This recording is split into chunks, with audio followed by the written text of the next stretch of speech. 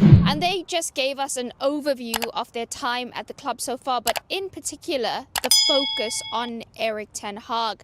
Now, it was very intriguing to me that Ashworth, who is the sporting director, Barada, the club CEO, so the two most senior and powerful football administrators at the club, they had no input into the season review that kept Ten Hag in the job because it preceded their appointment. So it was Sir Jim Ratcliffe, the co-owner, and Sir Dave Brailsford, who went through that process, interviewed a series of managers around Europe and decided to stick with Ten Hag.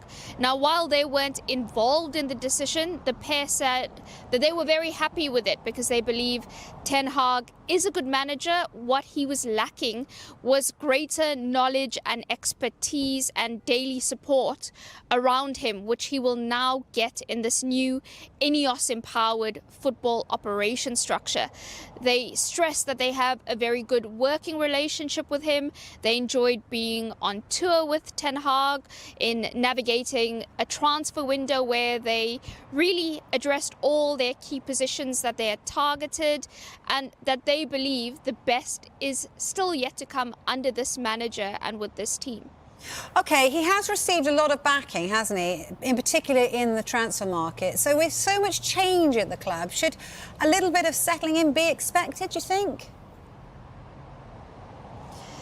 Certainly. I can understand the frustrations from fans and analysts who are looking at Manchester United and thinking they've still got the same problems as last season, especially in their structure out of possession. When that first press gets beaten, they are so easy to play against because you've got a midfield that's isolated, which was Casemiro. On Sunday, the gaps between midfield and the centre-backs are too huge. The centre-backs not aggressive enough when the ball is lost. And then you've got huge gaps as well between the centre-backs and the full-backs who stay so high and wide. And Liverpool exploited that perfectly, but other opponents are also encouraged to target United in those areas. However, the football operations structure, they're staying pretty calm because they know it's still early days for Ten Hag working within this new structure with that expertise around him, like I've mentioned, but also the fact that he's betting in new signings, and the only one of which went on the US preseason tour was Lenny Yoro, and he picked up a serious injury 33 minutes into the first game. So Xerxes, Mesraoui, De Ligt, Ugarte, who's only just walked through the door, they still need time to acclimatise. So they're looking at it and thinking, well, we weren't going to see a massive change in playing style because the players still need this adjustment period and to acclimatise not just to their new surroundings and to their teammates, but to those demands that Ten Hag wants. Now, while Dan Ashworth and Omar Barada will be analysing Ten Hag based on the summer moving forward, because he's now finally working under this new structure, the reason why there's so much pressure already is because everyone else has the memories of last season fresh in their minds. The fact that United posted their lowest finish in the Premier League, they were dumped out of the Champions League in the group stage. They did finish the campaign strongly by winning the FA Cup, which ultimately kept Ten Hag in the job. But then that season review and how long it lasted, and the fact that United engaged so many coaches. Jamie Carragher made a good point. You don't talk to other managers so openly if you're happy with who you've got currently. And that's why we're in a position where we're 3 games into the new season and it already feels like there is so much noise around Ten Hag's job security. Yeah, absolutely right. There always is. Just finally, Melissa, you also got some insights into how the club's recruitment works. What can you tell us about that? Yeah, Manchester United underwent 32 transactions this summer. Now, for full insight into all of those and how recruitment will work moving forward under this Ineos-powered leadership, you can go to the Sky Sports website and app where you can see all Ashworth and Barada's details word for word on that. But just to give you a few highlights, Manchester United finally are working in a very sustainable fashion. They're not pivoting from their valuations on key targets.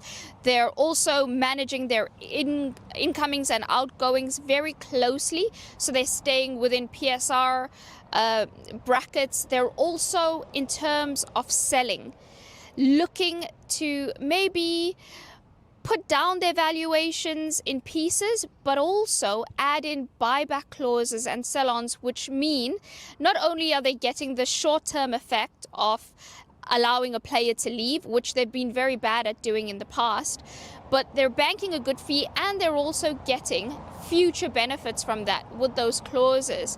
And that is now a new process that they're going to work with moving forward. So it's going to be the norm. It hasn't been for ages. United have held on to players that they should have released because they weren't getting as much money for them, or they weren't cute enough in negotiating. And Ashworth's come in, and immediately we've seen a big difference in what they've done.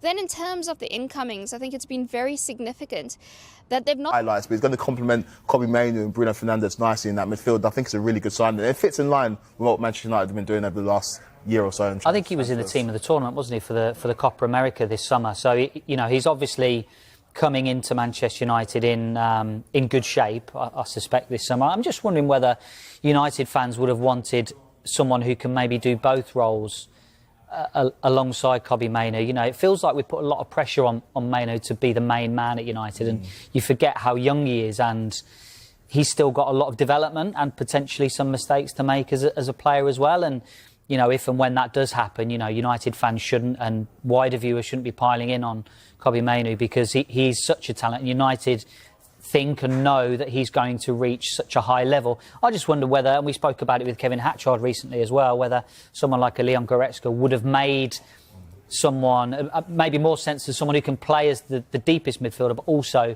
can do a bit of what Kobbie Mainoo does as well, if he needs to come out of the team, or if he needs a bit of pressure taken off him. But having said that, I do like Ugarte. I think he does what United need and require in that midfield. I just wonder as well, I mean, we're talking about Ugarte, and we have for a lot of the window as a potential replacement for Casemiro, but I actually think that it gives Erik ten Hag a lot more flexibility in midfield. And I think actually there are probably some games, perhaps against like Manchester City, Liverpool, where if they're more set up on the counter-attack, that actually he'd be a really good partner next to Casemiro, I think. And I think the Brighton game, as you mentioned, was different to Fulham. You know, their pressing was actually pretty good. But I think after that first line goes, you need that midfielder to, if your first line of press is beaten, your midfield has to win the ball. And I think that's where they may be lacking. I think Kobbie Mainoo, as you mentioned, has had such an amazing 12 months. But I think an area he still needs